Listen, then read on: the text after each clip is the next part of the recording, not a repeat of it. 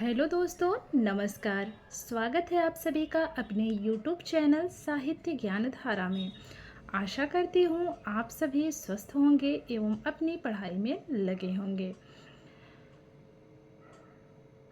तो हम लोग पढ़ रहे थे रीति और गुण के बारे में और हमारा वह टॉपिक अभी पूरा नहीं हुआ था। तो जहाँ तक हम लोगों ने कल देखा था उसके आगे आज पढ़ेंगे। कल हम लोगों ने यहाँ तक पढ़ लिया था, आज इसके आगे देखेंगे। वीडियो शुरू करने से पहले आज हम जो है आप लोगों को कुछ बताना चाहते हैं। मेरे पास बहुत से कमेंट्स आ रहे थे कि मैम आपका नाम क्या है। तो मेरा नाम पूजा मिश्रा है और निक नेम पृथा मिश्रा है। ज़्यादातर लोग मुझे पृथा मिश्रा के नाम से ही जानते हैं। तो मैंने सोचा कि इतने कमेंट्स के अलग अलग जवाब देने से अच्छा है कि एक वीडियो में बता ही देते हैं। और जितने भी साथी चैनल से जुड़े हुए हैं, जिन्होंने चैनल को सब्सक्राइब कर रखा है, उनका बहुत बहुत आभार, बहुत बहुत धन्यवाद। और आप लोगों से निवेदन है कि आप लोग अपने साथियों को ज़रूर चैनल से जोड़ें, जो पढ़ने वाले हों, जिनका विषय साहित्य हो, खासकर उन लोगों को तो ज़रूर जोड़िए। तो चलिए देखते हैं। तो शुरू करते हैं आज की वीडियो। भामह अभाववादी कहलाते हैं क्योंकि उन्होंने काव्य में ध्वनि की सत्ता स्वीकार नहीं की। तो प्रश्न ऐसे बन सकता है ना कि भामह अभाववादी क्यों कहलाते हैं। तो 3-4 ऑप्शन दे देगा। तो उसमें जो ऑप्शन 1 हमको याद रखना है सही वाला, कि उन्होंने काव्य में ध्वनि की सत्ता स्वीकार नहीं की थी, इसलिए इन्हें अभाववादी कहा गया। आगे देखेंगे, कविता को किसने मनुष्य के व्यक्तित्व का प्रकाशन कहा है।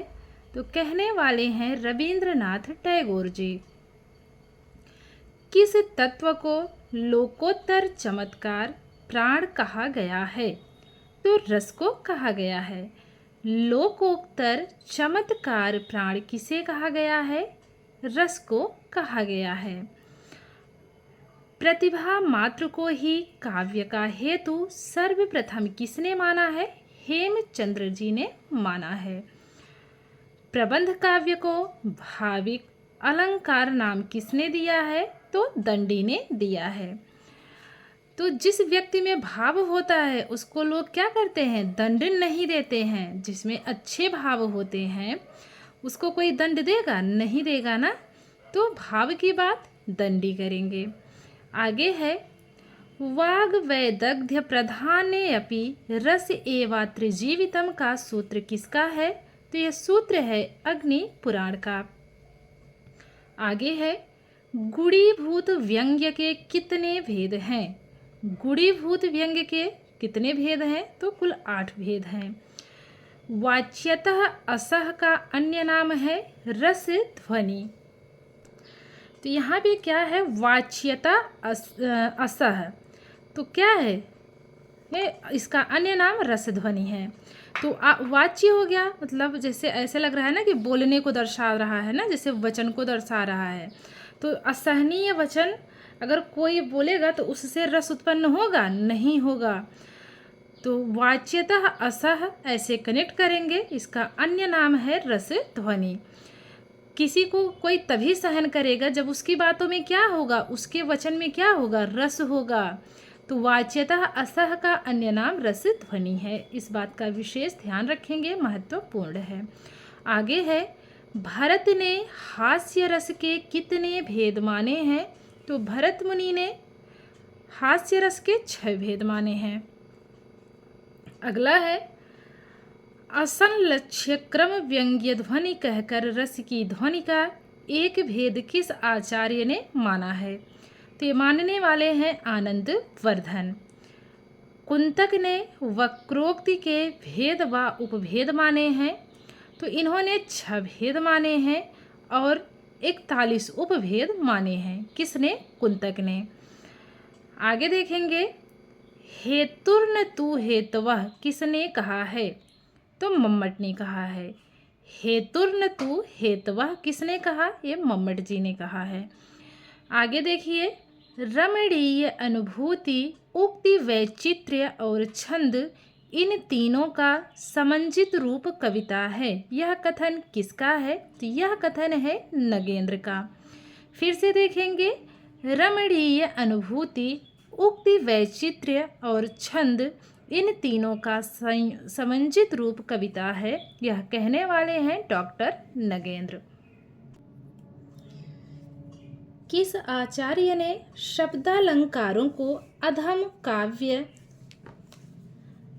अर्थालंकारों को मध्यम काव्य तथा गुणीभूत व्यंग्य और ध्वनि को क्रमशः उत्तम और उत्तमोत्तम कहा है? तो ये कहने वाले हैं आचार्य जगन्नाथ जी। पुनः देखेंगे इसको। किस आचार्य ने शब्दालंकारों को अधम काव्य, अर्थालंकारों को मध्यम काव्य तथा गुणीभूत व्यंग्य और ध्वनि को क्रमशः उत्तम और उत्तमोत्तम कहा है? तो कहने वाले हैं जगन्नाथ जी।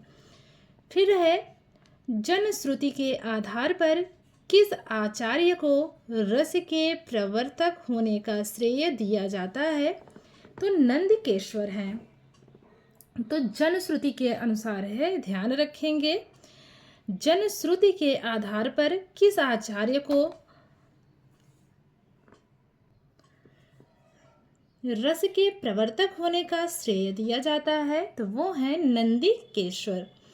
भरत ने नाट्यशास्त्र में भावों की संख्या 49 गिनाई है। 8 स्थायी भाव, 33 व्यभिचारी भाव, 8 सात्विक भाव। तो ध्यान रखेंगे, एक ही लाइन में सारी बातें दे दी गई हैं इनके बारे में, बहुत ही इम्पॉर्टेंट है। तो ये दोनों लाइनें आप ज़रूर याद रखेंगे। भरत मुनि ने नाट्यशास्त्रों में भावों की संख्या कितनी मानी है? 49 मानी है। अस्थायी भाव 8 माना है। व्यभिचारी भाव या संचारी भाव 33 माना है इन्होंने, और सात्विक भाव 8 माना है। भरत मुनि द्वारा श्रृंगार रस के भेद। अब देखेंगे भरत मुनि ने श्रृंगार रस के कौन कौन से भेद किए हैं। तो सबसे पहला है अवस्थानुसार। अवस्थानुसार संयोग वियोग है। दूसरा है अभिनय की दृष्टि से। अभिनय की दृष्टि से है वचनात्मक, वेशात्मक, क्रियात्मक। पुरुषार्थ की दृष्टि से अगर बात की जाए तो धर्म श्रृंगार, अर्थ श्रृंगार और काम श्रृंगार। तो भरत मुनि ने श्रृंगार के 3 भेद माने हैं, अवस्थानुसार, अभिनय की दृष्टि से और पुरुषार्थ की दृष्टि से। इसके अंतर्गत भी इन्होंने माने हैं, जैसे अवस्थानुसार के अंतर्गत इन्होंने संयोग वियोग को रखा है। अभिनय की दृष्टि से इन्होंने वचनात्मक, वेशात्मक और क्रियात्मक को रखा है। पुरुषार्थ की दृष्टि से धर्म श्रृंगार, अर्थ श्रृंगार और काम श्रृंगार को इन्होंने रखा है। आगे है, धनंजय ने श्रृंगार के 3 भेद किए हैं। कौन से? आयोग, विप्रयोग और संभोग। आगे देखेंगे तो धनंजय ने श्रृंगार के कितने भेद माने हैं? 3 भेद माने हैं। कौन कौन से?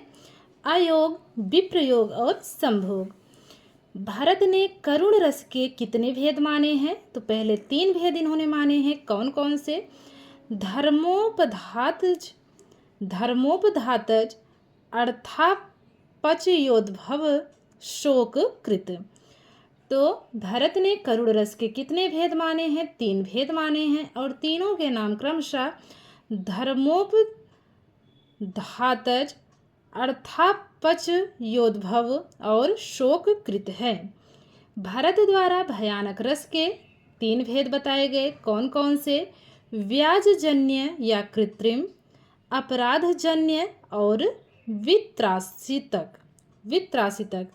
तो भरत मुनि के अनुसार भयानक रस के 3 भेद हुए। करुण रस के भी इन्होंने 3 भेद किए। आगे देखेंगे भरत द्वारा विभत्स रस के भेद। तो भरत मुनि ने विभत्स रस के 2 भेद किए हैं, शुद्ध या क्षोभच्छ, अशुद्ध या उद्वेगी। भरत द्वारा अद्भुत रस के भेद, इन्होंने 2 अद्भुत रस को माना है, दिव्य और आनंदज।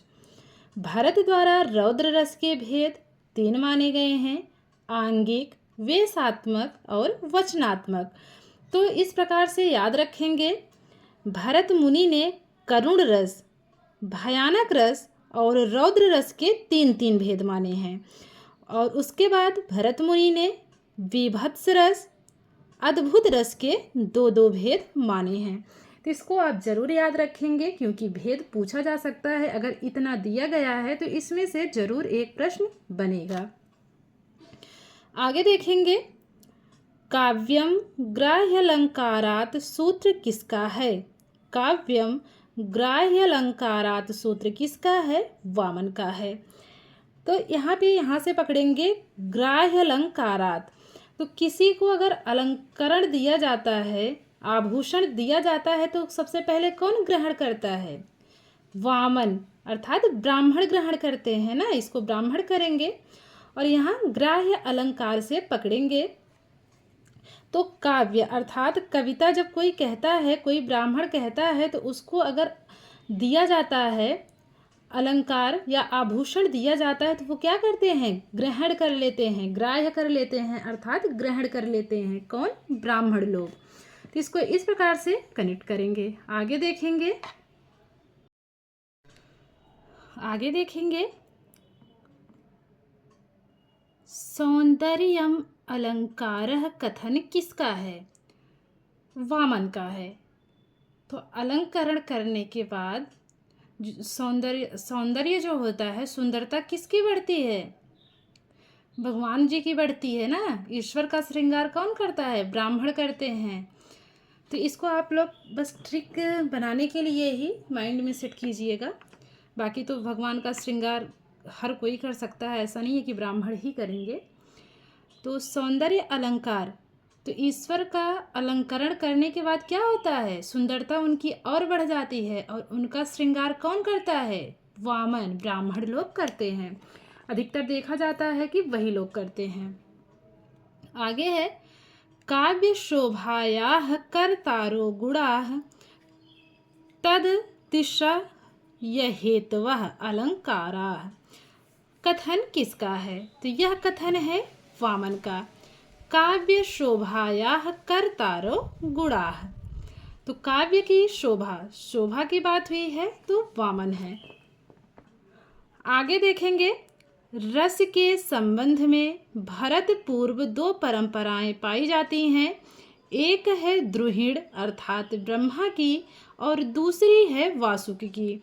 द्रुहिड़ 8 रस मानते थे एवं वासुकि 9वां शांत रस भी मानते थे।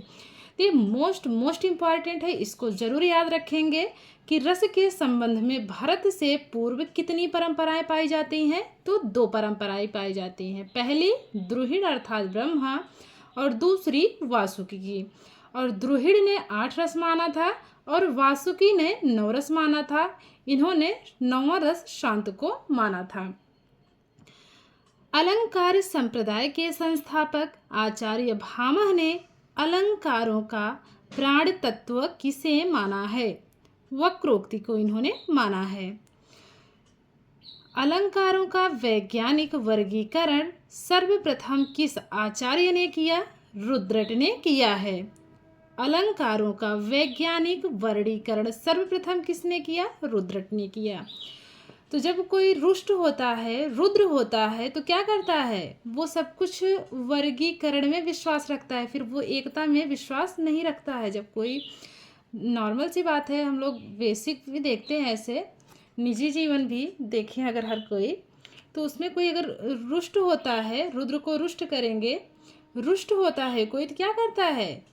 उसको बस यही दिखता है कि ये यहाँ से हट जाए, वो वहाँ से हट जाए। वो एकीकरण की भावना हट जाती है ना, मन में वर्गीकरण की भावना आने लगती है, कुछ टाइम के लिए ही सही, लेकिन आती ज़रूर है।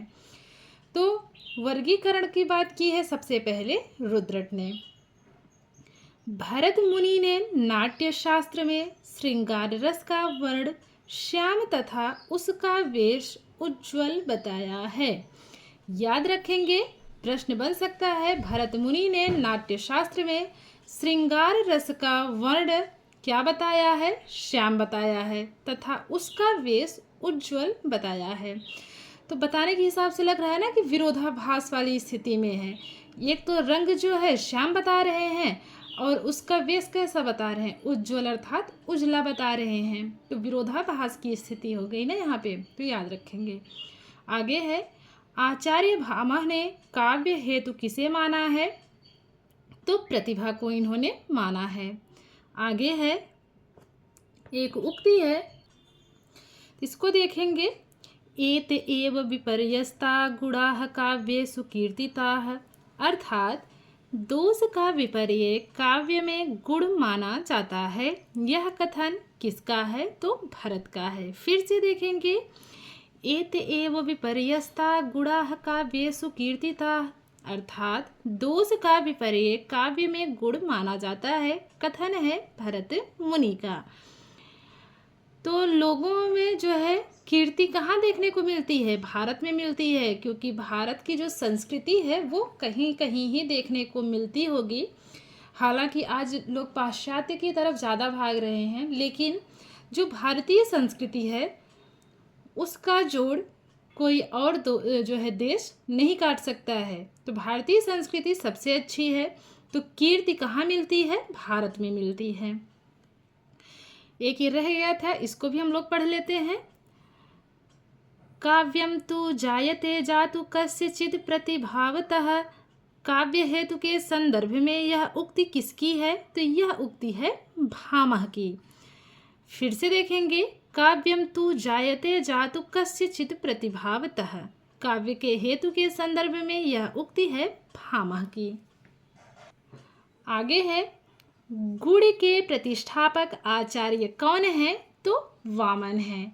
तो फिर यहाँ पे आया, शादी ब्याह अक्सर होता है तो देखते हैं ना कि बोलते हैं भैया 36 के 36 गुड़ मिला दीजिएगा। किसको बोलते हैं? पंडित जी को, अर्थात ब्राह्मण को बोलते हैं ना कि देखिए गुड़ मिल रहे हैं कि नहीं। तो गुड़ कौन मिलाते हैं? वामन, ब्राह्मण लोग ही मिलाते हैं ना। तो इस ट्रिक से याद करेंगे। तो गुड़ के प्रतिष्ठापक आचार्य वामन हुए। आगे है, काव्य शोभायाः कर्ता से धर्मा गुणाः, कथन किस आचार्य का है? तो यह है आचार्य वामन का कथन। काव्य शोभाया कर्तारे धर्मा गुणा, इसको हम लोगों ने अभी ऊपर भी पढ़ा था। तो काव्य की शोभा की इसमें बात की गई है। तो शोभा कौन बढ़ाएगा? वामन बढ़ाएंगे, ब्राह्मण अर्थात वामन। गुण संप्रदाय को किस संप्रदाय के अंतर्गत माना जाता है? रीति संप्रदाय के अंतर्गत माना जाता है। आगे है, काव्य शोभायाः कर्तारो धर्मा गुणा तदतिश हेतवस्त्वलंकाराः, अर्थात काव्य की शोभा करने वाले धर्म गुण हैं और उसको अधिक उत्कर्ष देने वाले अलंकार हैं। यह कथन किसका है? वामन का है। इसको हम लोगों ने कई बार पढ़ लिया है जब से काव्य शास्त्र शुरू किए हैं। कम से कम 4 से 5 बार तो पढ़ ही लिए हैं। तो काव्य शोभाया जहाँ बात होगी वो वामन का कथन होगा। किस आचार्य ने रामायण में करुण रस एवं महाभारत में शांत रस का प्राधान्य माना है? आनंद वर्धन ने माना है। तो इसको इस ट्रिक से याद करेंगे। रामायण में जब सीता हरण हुआ था तो इस बात से कोई जो है खुश होगा कि दुखी होगा? दुखी होगा ना। जब भी वो दृश्य सामने आता है तो ये होता है कि काश ऐसा ना हुआ होता। तो रामायण में क्या होता है? करुण रस उत्पन्न होता है। वहाँ पे आनंद नहीं आता है ना। रामायण में करुण रस एवं महाभारत में शांत रस। तो गांधारी, अब जिसके 100 पुत्र मर जाएं, उसकी माता अगर जीवित है तो जाहिर सी बात है कि वो बहुत ही हलचल के बाद भी अंदर से मतलब अंदर भले ही हलचल उसके हो, शोक भले ही हो, बहुत सारे दफन किए हुए उसने, लेकिन ऊपर से तो शांत दिखती है ना। तो इस प्रकार से जो है रामायण में करुण रस और महाभारत में शांत रस प्राधान्य मानने वाले आनंद वर्धन जी हैं। आगे है, रसे नैव जीवति सर्वम काव्यम, अर्थात काव्य रस के द्वारा ही जीवित रहता है। कथन किस आचार्य का है? तो अभिनव गुप्त का कथन है। तो ये कह क्या रहे हैं? काव्य रस के द्वारा ही जीवित है। जो कविता होती है वो किसके द्वारा जीवित होती है? रस के द्वारा जीवित होती है। तो अगर जाहिर सी बात है कि हम कोई नाटक देखने जाते हैं या किसी का जब अभिनय देखते हैं तो उससे अगर आनंद नहीं मिलेगा तो क्या हम लोग देखेंगे? नहीं देखेंगे। तो जब कोई कविता होती है, जब उसमें आनंद मिलता है, जब उससे रस मिलता है, तभी तो वो जो है हम लोग देखते हैं ऐसा अभिनय। तो एक कथन है अभिनव गुप्त का। आगे है, किस आचार्य का कथन है कि संसार में जो कुछ पवित्र, उज्जवल एवं दर्शनीय है वह श्रृंगार के भीतर समाविष्ट हो सकता है। तो भरत मुनि का कथन है। यहाँ पे बात क्या की गई है? संसार में जो कुछ पवित्र, उज्जवल एवं दर्शनीय है वह श्रृंगार के भीतर समाविष्ट हो सकता है। तो इतने सारे गुण कहाँ देखने को मिलेंगे? भारत में ही मिलेंगे देखने को। तो भरत मुनि। आगे है, श्रृंगार रस को रस राज माना जाता है।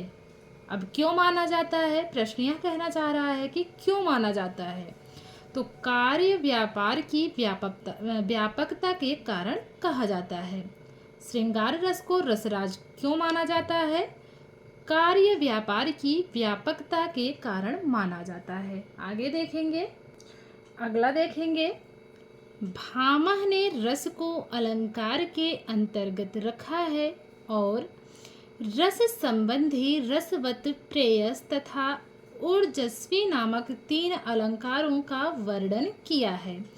ये अलंकार क्रमशः रस, भाव तथा अनेक आभास की अवस्थाएं हैं। आगे है, सर्वप्रथम किस आचार्य ने रस को अलंकार के अंतर्गत रखकर रस संबंधी, रसवत, प्रेयस तथा ऊर्जस्वी नामक 3 अलंकारों का वर्णन किया है? तो ये करने वाले हैं आचार्य भामह। ऊपर भी यही था, बस जो है प्रश्न आगे पीछे करके दिया गया था। आगे है, किस आचार्य ने गुणों को शोभा कर धर्म, अलंकारों को शोभा वर्धक तथा रस को गुणों की कांति कहा है? तो वामन ने कहा है। तो यहाँ पे बात आई है शोभा की, शोभा वर्धक, और गुण की बात आई है, तो यहाँ पे कौन होंगे? आचार्य वामन होंगे। आगे है, सर्वप्रथम किस आचार्य ने रसालंकारों में समाहित को स्वीकार किया तथा नाट्य में शांत रस की प्रतिष्ठा की? तो करने वाले हैं आचार्य उद्भट। आगे है, किस ध्वनि विरोधी आचार्य ने न्याय सिद्धांत के आधार पर रस की अनुमिति का सिद्धांत प्रतिपादित किया और ध्वनि के स्थान पर काव्य अनुमिति की प्रतिष्ठा की? तो करने वाले हैं महिम भट्ट जी। भरत मुनि के रस सूत्र के प्रथम व्याख्याता भट्ट लोल्लट के रस विवेचन का सैद्धांतिक आधार क्या है? तो मीमांसा है। अब देखेंगे रस सूत्र के व्याख्याता आचार्य एवं उनका सैद्धांतिक आधार। सबसे पहले है आचार्य भट्ट लोल्लट। इनका सिद्धांत है उत्पत्तिवाद या आरोपवाद। उत्पत्तिवाद या आरोपवाद। अगर दार्शनिक पीठिका की बात करें तो इनका दार्शनिक पीठिका इनकी क्या है? मीमांसा है। तो फिर से इसको कैसे कनेक्ट करेंगे? तो जब पहले पृथ्वी की उत्पत्ति हुई थी, शुरू में उत्पत्ति हुई थी, तो वो कैसे थी? भट्टे के समान लाल थी।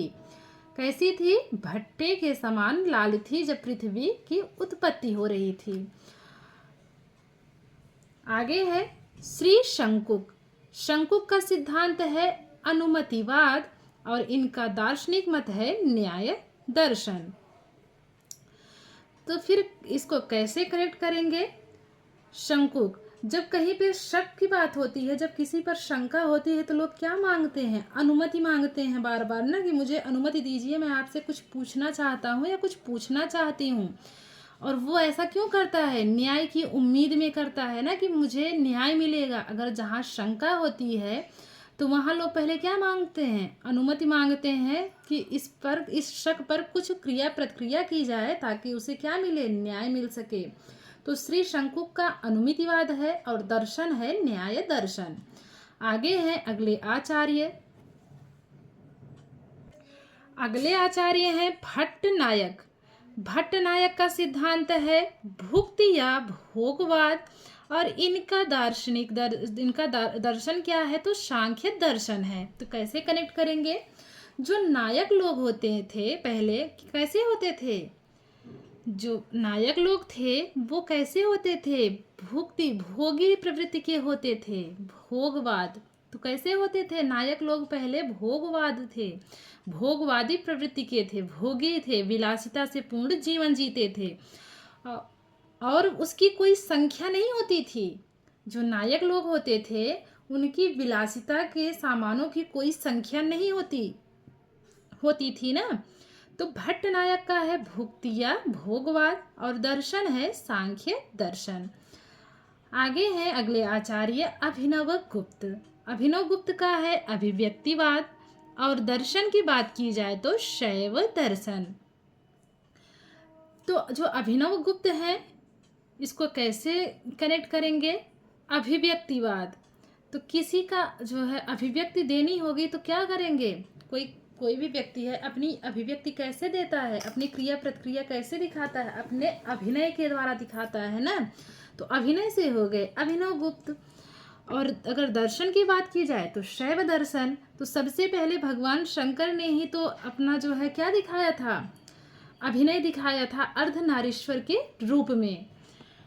अर्धनारीश्वर का रूप उन्हीं का माना जाता है ना, भगवान शंकर का। तो शैव हो गए अभिनव गुप्त का, दर्शन हो गया शैव दर्शन और सिद्धांत है अभिव्यक्तिवाद। अब देखेंगे ग्रंथ लेखक। संगीत रत्नाकर शारंगदेव की है, 13वीं शती की रचना मानी जाती है। आगे है रणसार्ड व सुधाकर सिंह भूपाल की है, 14वीं शती। तो इससे समय भी याद कर लेंगे कि शारंगदेव का समय 13वीं शती है, सिंह भूपाल का समय 14वीं शती है और प्रभाकर का समय 16वीं शती माना जाता है। अगला ग्रंथ है रस प्रदीपकार। रस प्रदीपकार किसका है? प्रभाकर का है। तो जब प्रदीप जलाएंगे, दीपक जलाएंगे तो क्या होगी? उससे प्रभा निकलती है ना, जैसे उजाला दिखता है। तो जैसे लगता है कि ना प्रभात के समय का समय तो उजाला होगा, तो जाहिर सी बात है कि दिन जैसे लोगों को लगेगा कि दिन हुआ है। तो जब दीपक जलाएंगे तो क्या होगी? उसमें से प्रभा निकलेगी। तो रस प्रदीपकार के रचनाकार हैं प्रभाकर।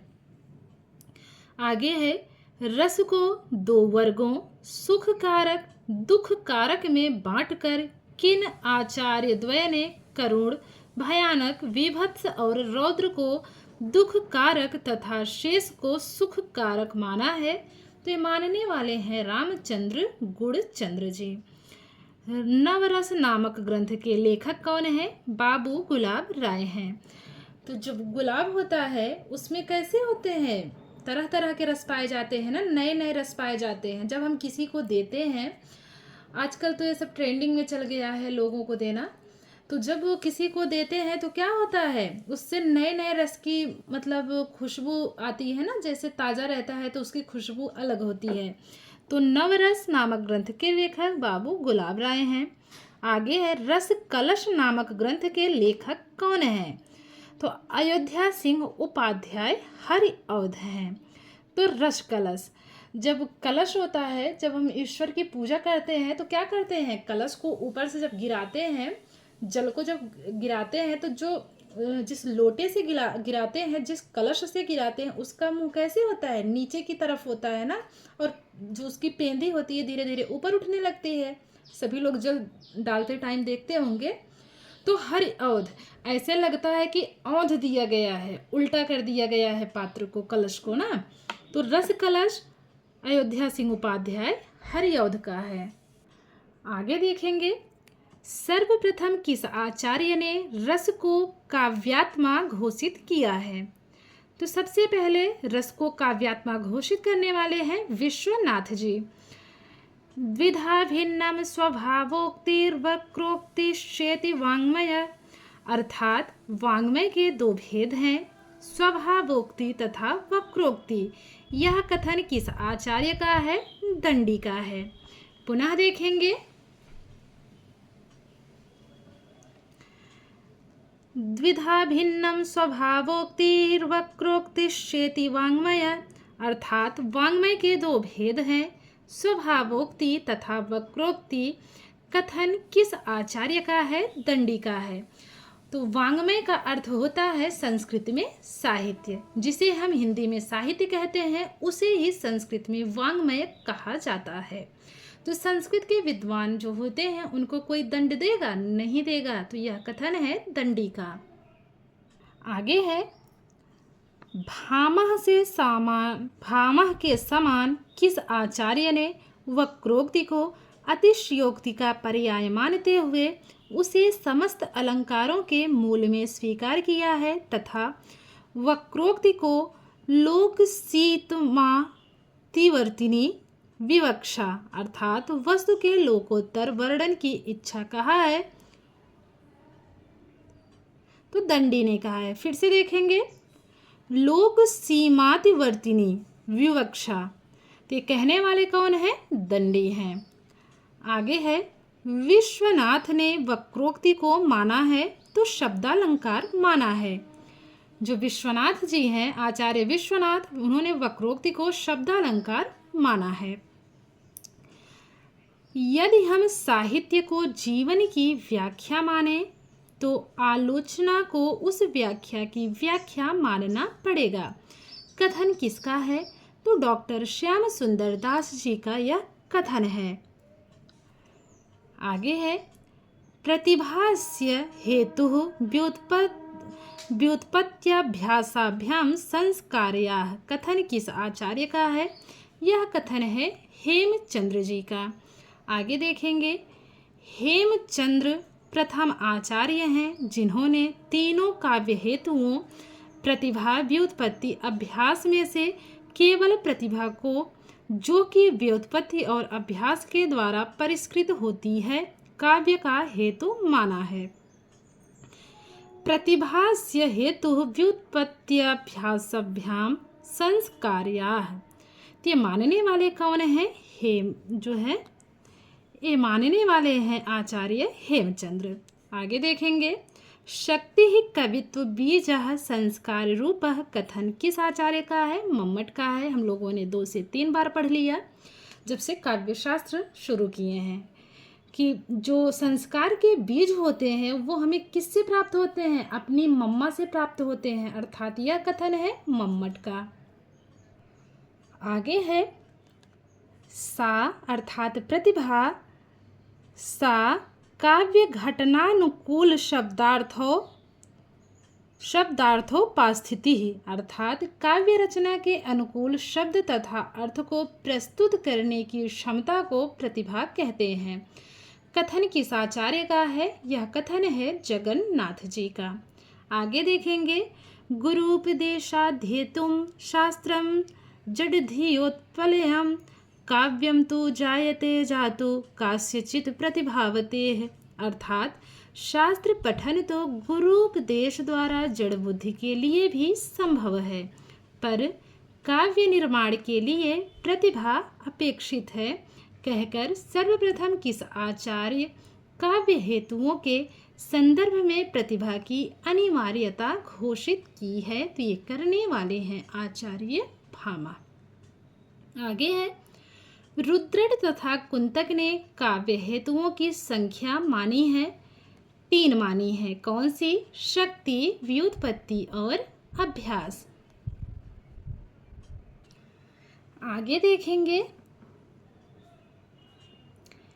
नैसर्गिकी प्रतिभा, निर्मल शास्त्र ज्ञान और अमंद अभियोग अर्थात अभ्यास को काव्य हेतु किस आचार्य ने माना है? दंडी ने माना है।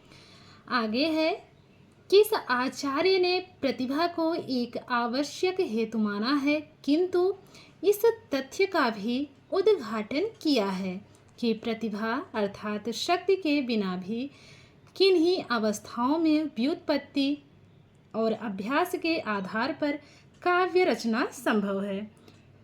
यह कथन है दंडी का। किन आचार्यों ने प्रतिभा को काव्य का हेतु और व्युत्पत्ति तथा अभ्यास को प्रतिभा का हेतु माना है? हेमचंद्र, वाग्भट द्वितीय, जयदेव और जगन्नाथ ने। आगे देखेंगे, किस आचार्य ने प्रतिभा अथवा शक्ति को काव्य का अनिवार्य हेतु और व्युत्पत्ति अथवा निपुणता तथा अभ्यास को काव्य का काम्य हेतु माना है? तो ये मानने वाले हैं आनंद वर्धन। आगे है, रमणीय अनुभूति, उक्ति, वैचित्र्य और छंद, इन तीनों का समंजित रूप ही कविता है। रसात्मक शब्दार्थ ही काव्य है। आगे देखेंगे, एक कथन है, देखिएगा, यदि कविता में चमत्कार नहीं, कोई विलक्षणता नहीं, तो उससे आनंद की प्राप्ति नहीं हो सकती। यह कथन किसका है? तो यह कथन है आचार्य महावीर प्रसाद द्विवेदी का। तो इसमें क्या बात की गई है? विलक्षणता, चमत्कार की बात की गई है। तो जो भगवान महावीर हैं, आप ऐसे भी कर सकते हैं कि जो महावीर भगवान थे, बुद्ध भगवान थे, उनकी कविता में, उनकी वाणी में क्या होता था? चमत्कार होता था। अगर उनकी वाणी में चमत्कार नहीं होता तो उनको कोई जो है पूजता, इस संसार में कोई मानता नहीं मानता। तो कविता में चमत्कार जिसकी होगी वो कौन होंगे? महावीर होंगे। आगे है, राजशेखर ने रस का प्रतिष्ठाता किसे माना है? नंदिकेश्वर को माना है। केशव मिश्र, इनका समय है 16वीं सदी, ने रस सिद्धांत का आदि प्रवर्तक किसे माना है? तो शौद्धोदनी को माना है। तो ज़रूर याद रखेंगे, क्योंकि कभी कभी आचार्यों के अनुसार भी प्रश्न पूछे जाते हैं सर्वमान्य से हटकर, क्योंकि सर्वमान्य हर किसी को याद होता है। आगे देखेंगे, भरत मुनि के नाट्यशास्त्र के 2 संस्करण उपलब्ध हैं। कौन कौन से? काव्यमाला बम्बई, निर्णय सागर का संस्करण, और 92 काशी संस्कृत सीरीज काशी चौखंबा का संस्करण। इनमें क्रमशः 36 और 37 अध्याय हैं। तो प्रश्न ऐसे बन सकता है, भरत मुनि के नाट्यशास्त्र के कितने संस्करण उपलब्ध हैं? 2 संस्करण उपलब्ध हैं। पहला है काव्यमाला बम्बई, जिसका अन्य नाम है निर्णय सागर, संस्करण 92 है, और इसमें जो है कितने अध्याय हैं? 36 अध्याय हैं। पहले वाले में, काव्यमाला बम्बई में 36 अध्याय हैं। और दूसरा क्या है? काशी संस्कृत सीरीज काशी चौखंबा संस्करण, तो इसमें 37 अध्याय हैं।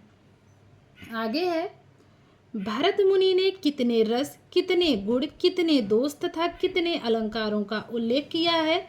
तो भरत मुनि ने 8 रस, 10 गुण, 10 दोष और 4 अलंकारों का वर्णन किया है। आगे देखेंगे, मुक्तम लोक स्वभावेन रसश्च सकलैः पृथक्, उक्त किस आचार्य की है? भामह की है।